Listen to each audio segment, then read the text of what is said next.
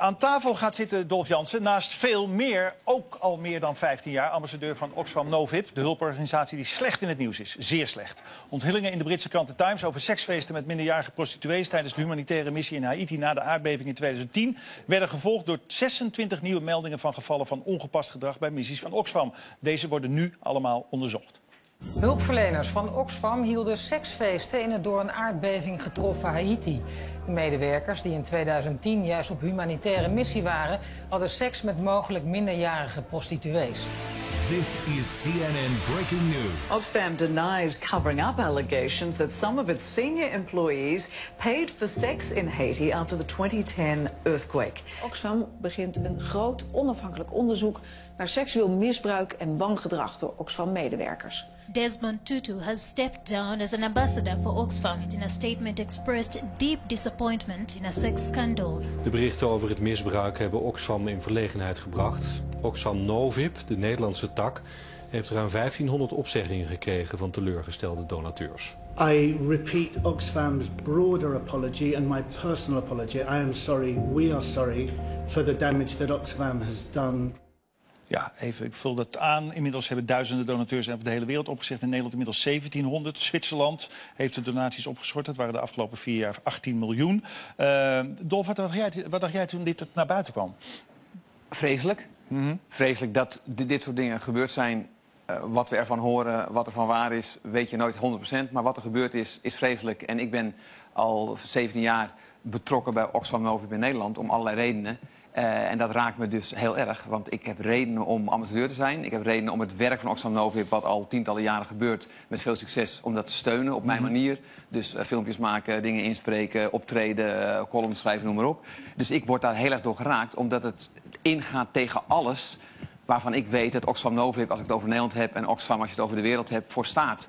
Dat gaat namelijk over kinderrechten, dat gaat over vrouwenrechten, dat gaat over je verzetten tegen seksueel geweld, dat gaat over meisjes onderwijs geven, dat gaat over voorbehoedsmiddelen, dat gaat over minder armoede, over rechtvaardigheid. Alle dingen waar wij, als ik Oxfam Novib zeg, of Oxfam voor staat, dit gaat daar tegenin. Dus het is altijd erg als het gebeurt. We weten dat dit soort dingen op allerlei plekken gebeuren. Je kan geen sector noemen die wij kennen, van film en theater tot topsport, tot de Rooms-Katholieke Kerk, tot noem maar op, waar het niet gebeurt. Seks met minderjarige prostituees?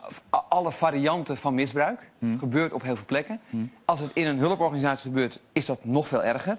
Omdat het precies ingaat tegen alles waar ik zeg wij of Oxfam over. Begrijp ik. Maar dan lees je, dan krijgen we te horen dat er 8 jaar geleden, want dat is het inmiddels in Haiti, op een reusachtige aardbeving, echt een humanitaire ramp zonder weerga, dat daar seksfeesten bovenop worden georganiseerd. Want daar komt het eigenlijk op neer. Ja. Dat is dus vreselijk. Dan zijn we toch alle grenzen over? Dan zijn we alle grenzen over. Al die prachtige idealen die jij net noemt en die inderdaad, natuurlijk, daar zet men zich voor in, die staan dan toch eventjes een beetje te wankelen. Die staan dan eventjes te wankelen, precies wat je zegt. En dan gaat het erom, wat is dan je reactie? Nou, er komen heel veel boze reacties. Er zijn mensen die zeggen, ik wil nu geen donateur meer zijn. Er zijn regeringen die zeggen, voorlopig geen steun. Allemaal als reactie op iets vreselijks. De vraag is hoe je daar dan zelf mee omgaat. Ja, precies. Dat vraag ik je. Mijn eerste reactie was, ik schrijf een stuk op mijn website waarin ik mijn persoonlijke dingen geef van hoe vreselijk ik schrik van dit soort verhalen binnen, in dit geval Oxfam UK, die in Haiti actief waren. Daar worden wij als Oxfam Novib op aangesproken. Is niet terecht, maar het gebeurt en daar reageer je op. Dat heb ik eerst gedaan. Mijn persoonlijke schrik en schok. En ook uiteenzetten waar wij als organisatie al tientallen jaren voor staan, waar we met heel veel succes voor staan en werk dat. Maar er staat dus niet iedereen binnen de organisatie voor, dat is het punt. Die organisatie, nee. als je het persbericht zal lezen, waar staan jullie voor, dan krijgen we het verhaal wat dus jij net vertelde. Alleen niet iedereen binnen die organisatie. Nee. En nogmaals, de man die het in dit geval betreft, even Roland van Houwermeijeren, was gewoon de chef de mission Haiti. Het is niet een stagiair die zich buiten ging aan weet ik van wat. Maar dan is dus de vraag van, dat is vreselijk, dat is duidelijk. Die man werkt voor Oxfam UK in een rampgebied en doet, laten we zeggen, vreselijke dingen. Seksfeesten, wat daar allemaal gebeurd is. Dat is vreselijk. Dan is de vraag, wat is dan je volgende stap? Is dan je stap, oké, dus alle hulporganisaties deugen niet.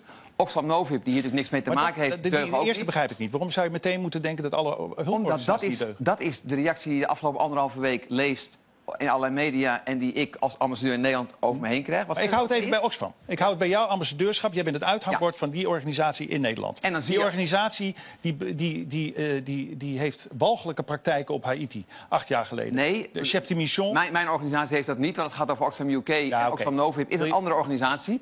Ik sta voor Oxfam Novib. Ik begrijp wat je bedoelt. Maar ik sta voor Oxfam Novib. Ik sta voor wat wij doen en ik sta voor het belang daarvan. Ik vind het net als jij vreselijk dat dit soort dingen gebeuren. Ik schrik daarvan en ik vind het nog erger dat het gebeurt in een humanitaire missie vanuit Oxfam UK, et cetera. Maar is dan mijn reactie, oh, dit vind ik zo erg, ik trek me terug? Nee, dat is mijn reactie. Dat zou kunnen. Ja. Heel veel mensen doen dat. En Minnie Driver hebben gezegd, ik wil er niet mee te maken hebben. Ik heb gezegd, ik ben ambassadeur van een organisatie al 17 jaar lang om allerlei dingen die wij bereiken. Ja. En ik zeg wij, terwijl ik er echt niks aan doe. Ik zeg even nog Desmond Tutu. Nee, want ik begrijp, je hebt je punt denk ik gemaakt. Desmond Tutu vindt dat bij een liefdadigheidsinstelling alleen idealisten thuis horen. Daarom is het volgens hem ook intriest dat het goede werk van vele duizenden mensen, want dat ziet hij natuurlijk ook wel, door deze affaire zijn glans verliest en hij wil er eigenlijk niks meer mee te maken hebben. Ja, het eerste is volgens mij niet waar. Het gaat niet om idealisten. Het gaat om duizenden mensen die wereldwijd in allerlei landen werken, vaak in moeilijke omstandigheden. En die dan weer samenwerken met alle organisaties in die landen. Dat zijn niet idealisten, dat zijn mensen die keihard werken aan een rechtvaardige wereld. Dat zijn niet engelen, dat zijn geen idealisten. Dat zijn mensen die keihard werken, iets willen veranderen in de wereld. Ik doe daar een heel klein dingetje voor in Nederland. Het zijn niet allemaal idealisten, maar het zijn mensen die hard werken. En als er in zo'n organisatie iets misgaat, is dat veel en veel erger dan in wat voor andere organisatie ook. Laten we zeggen de organisatie waar Desmond Tutu bij hoort. Times, ik hoor je. De Times, 9 februari, dat was de dag dat het naar buiten kwam? De dag naar buiten. Zij hadden de primeur, ze hebben het uitgezocht. Op 1 feestje waren er minstens 5 meisjes en 2 hadden een wit Oxfam t-shirt aan. De mannen hadden het over het houden van jong vleesbarbecues. Vreselijk. Ja. Mijn vraag is... Iets anders. Ja, maar je kan vreselijke dingen oplezen en ik heb ze ook allemaal over me heen gehad. Mijn vraag is, wat is dan je reactie? Wat is dan je volgende stap? Je reactie stap, ik wil er niks mee te maken hebben. Dat zou kunnen. Dat zou kunnen. En mijn stap is, ik vind het vreselijk. Ik zal me met alles wat ik heb verzetten tegen dit soort dingen. Maar ik ga niet zeggen, oh, die club deugt niet, goedemiddag en klaar. Dat ik ga je nog iets voorleggen. Niet zo'n goede... Wil je het zeggen, André? Nou ja, het zijn natuurlijk de goeie die onder de kwaai leiden. Dus dat is een ding wat zeker is. Dat is een ding wat zeker. Even toch nog over deze organisatie. Het komt nu naar buiten. Het is 8 jaar geleden gebeurd. Ze hebben die man ontslagen, de Belg waarover ik sprak. Ze hebben niet gezegd waarom. De reden was, hij kon zijn personeel niet zo goed managen. Dat is iets anders dan wat er feitelijk aan de hand was. Dus echt transparant waren ze daar niet. Nu zeggen ze, we hebben het rapport wat we toen intern hebben laten maken naar buiten gegooid. Nogmaals, het gaat over 8 jaar geleden, want we willen transparantie. Dat wilden ze toen niet. En Andrew Rawley, dat is een goede columnist in The Guardian, die zegt het volgende. In veel reputatieschandalen is het niet het wangedrag zelf dat de schade veroorzaakt, maar, om een beroemde uitspraak over Watergate te citeren, het gaat niet om de misdaad, maar om het onder de pet houden ervan. Als Oxfam meteen had gezegd, 8 jaar geleden, dit is ons gebeurd, dit vinden wij walgelijk, hier nemen wij onmiddellijk maatregelen tegen, dan had het een ontzettende impact gehad op dat wat er daarna had kunnen gebeuren. Er zijn nu 26 gevallen bekend, althans die worden allemaal onderzocht, van andere zaken, andere gevallen van wangedrag binnen Oxfam, die nu allemaal... Ja, dus nu onafhankelijk onderzoek naar wat is er allemaal, dat had misschien voorkomen kunnen worden als Oxfam 8 jaar geleden had gezegd, moet je horen, dit is echt een misstand. Dat kunnen we niet eens beschrijven. Zoals jij zelf zegt, ik hoor je. Met kop en kont eruit. Elke organisatie die in de problemen komt, zou het allerslimste kunnen zijn om meteen daarmee naar buiten te komen en te zeggen, dit is wat er gebeurt. Maar het is jouw organisatie. Jouw organisatie heeft 8 jaar lang niets gezegd. Het is dat de Britse krant The Times er nu mee komt. Nu zeggen ze ineens transparantie, kijk maar wat we hebben gedaan. Ja. Het had misschien, ik zeg niet dat het zo is, het had misschien de preventieve impact van het feit dat er toen iets mondiaal bekend werd, waarvan andere hulpverleners zouden denken, oh, dat is inderdaad een hele foute boel. Hier moeten we ver van af blijven. Is volledig waar. Zelfs de verleiding sta ik niet eens meer toe. Dat had gekund. Die kans is gepasseerd. En dat organisatie dat niet doen.